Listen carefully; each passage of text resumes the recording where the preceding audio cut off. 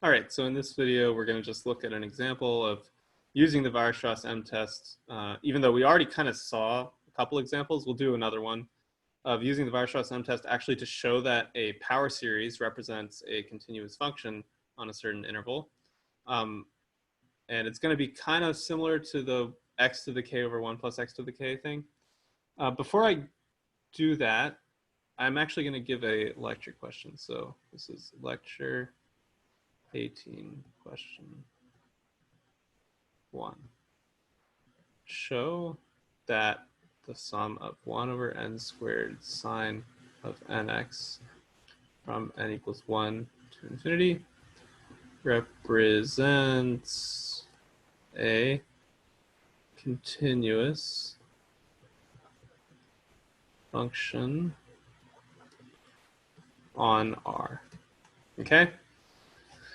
So, go ahead and take a few minutes to think about it yourself and make sure to include your solution, in your own words on your homework. And when you unpause, I will go over it. Okay, so the solution here, which I hope was sort of heavily suggested by context, is to use the Weierstrass M-test, right? So, solution.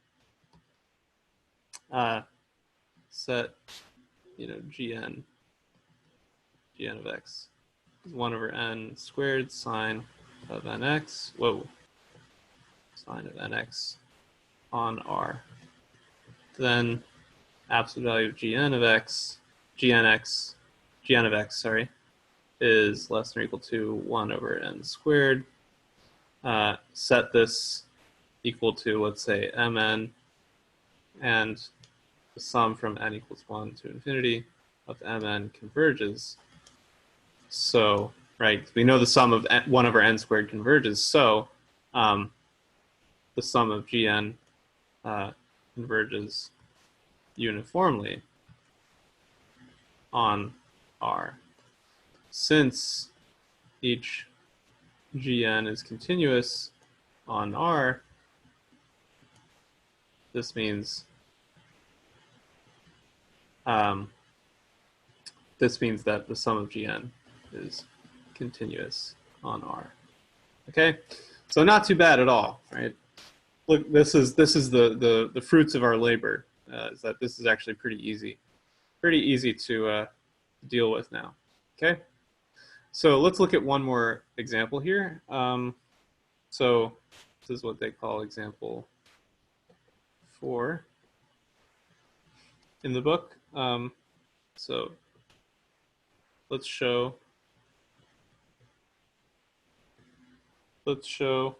that the series from n equals 1 to infinity of 2 to the minus n x to the n represents a continuous function on, I should probably, it's a bad habit, looks too much like fn, function on -2, 2, but the convergence is not uniform. So this is actually easy to understand. So in the background, right, we can approach this another way. We don't have to do all this stuff. Like, you can actually get a formula for this, right? For absolute value of x less than 2, we have that the sum of 2 to the minus n x to the n is the sum of x over 2 to the n from n equals, if this is going from n equals 1 to infinity, from n equals 1 to infinity, I believe it was from 1, right? Yeah. So this is, x over 2 times 1 over 1 minus x over 2. So that's x over 2 minus x, I believe, right? So, right. So clearly, x over 2 minus x goes to as x approaches 2, right, this goes to infinity as x approaches 2. So cannot be uniformly continuous on -2, 2, right? And it should be kind of clear that like if the function, if the sum, if the limiting function of the sum of the series, if the function that the series represents is unbounded on this like finite open interval, then it's kind of hopeless for the convergence to be uniform, because any partial sum, like, so if we ignore the uniform continuity thing, which is another way of looking at this, but so the convergence can't be uniform because each partial sum is bounded, but f of x itself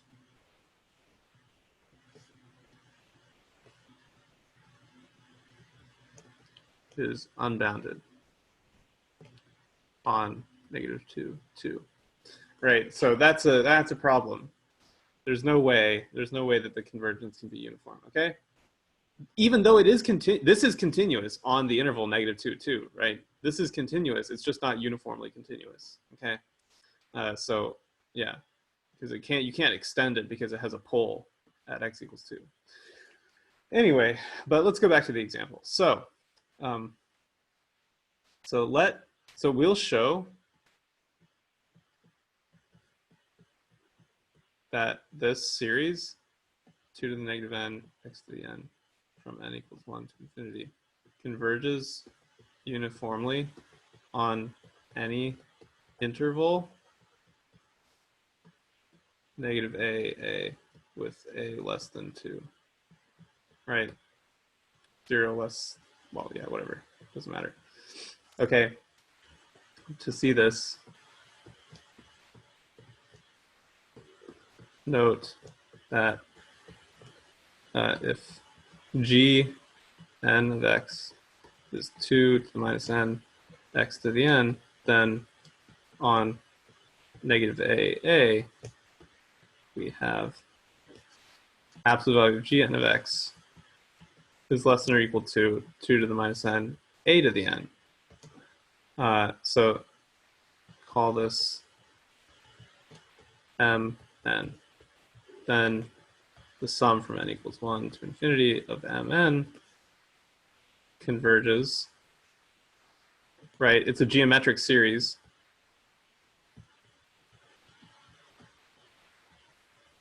Right. This converges to, I mean, it doesn't really matter what it converges to, but it converges to exactly, I mean, this thing. So a over 2 minus a. Right.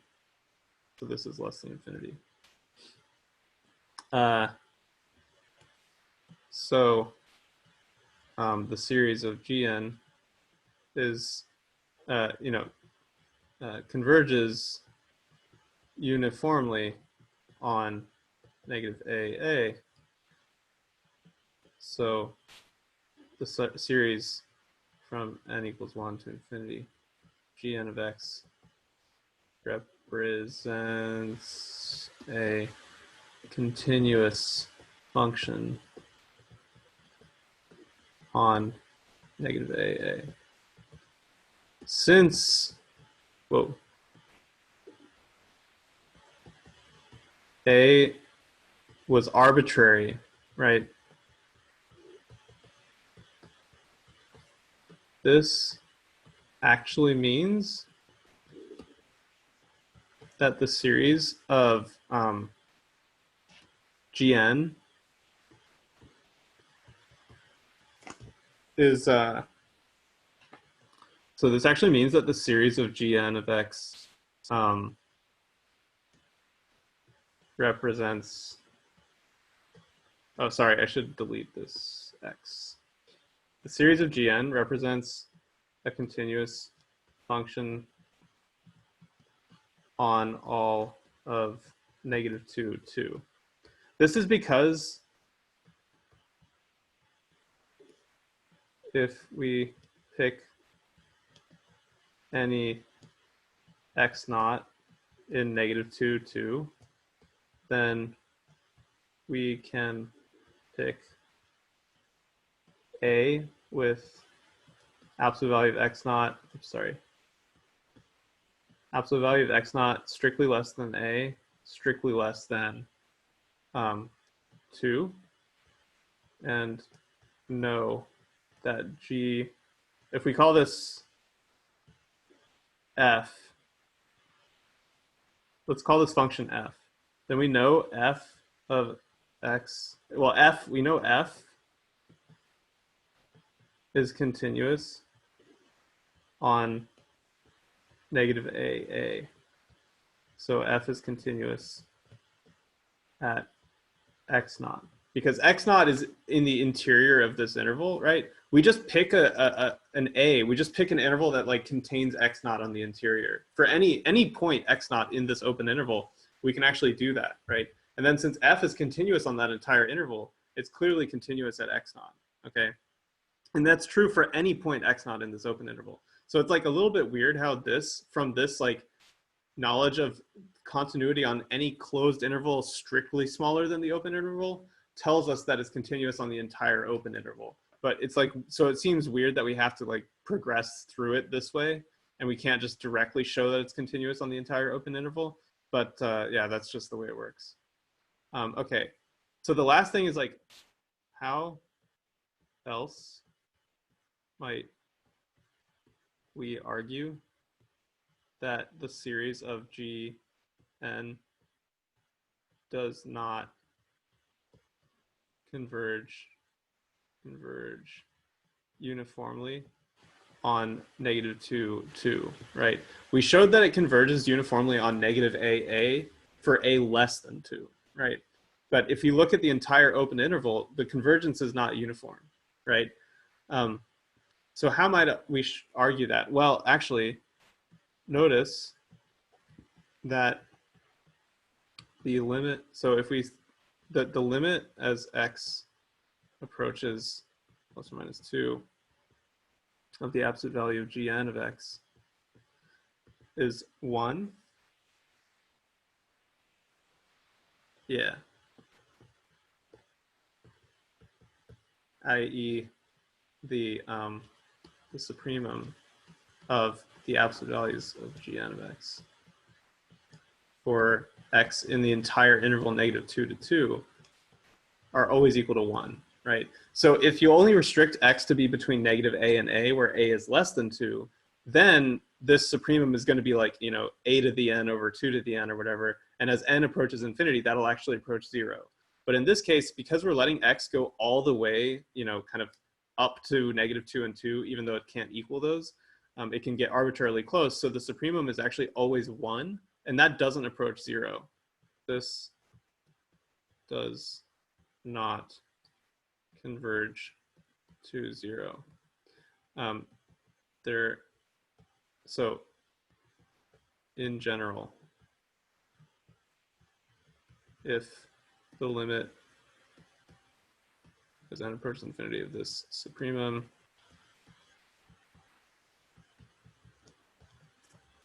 for x in S is not 0, then the series of Gn does not converge uniformly on S.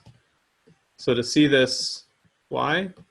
So suppose the series of Gn converges uniformly on S, right?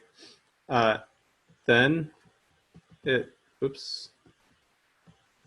satisfies the uniformly Cauchy criterion on S. So let epsilon be greater than 0, then take n such that for all n greater than or equal to m greater than n, we have the absolute value of the sum from k equals m to n of gk of x. Sorry, this is n. Not that it really matters, but this is a gk is less than epsilon for all x in S. Then for m equals n, this means that the absolute value of g, like if m equals n, this sum is literally just equal to gn of x, right? The absolute value of gn of x is less than epsilon for all x in S, and for all n greater than n, right? So the supremum of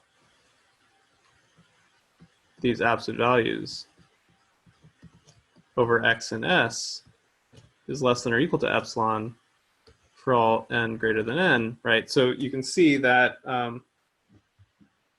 this means that these suprema of gn of x from x in S go to 0, right? Because we made them less than epsilon for all the n's greater than capital N, okay? So there you have it. Sorry, my handwriting is a little bit messy. Yeah, so there you have it. That's, you know, uniform convergence of series and the Weierstrass M-test. I think it's a very nice theory, very nice facts here, very useful, and we'll be seeing a lot of them in the future. So I hope you enjoyed, and I'll see you next week.